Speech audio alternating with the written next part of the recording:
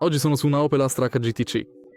In questo video ti mostrerò come cambiare le unità di misura del computer di bordo. All'inizio, nota questo pulsante delle impostazioni sotto il pannello della radio e premilo. Puoi navigare nel menu delle impostazioni tramite queste tre icone, tre pulsanti. Andiamo su Sistema, entriamo in Unità e selezioniamo tra Europa, Giappone, Gran Bretagna e USA. Selezioniamo Giappone,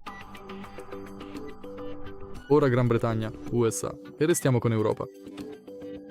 Torna indietro ed è impostato.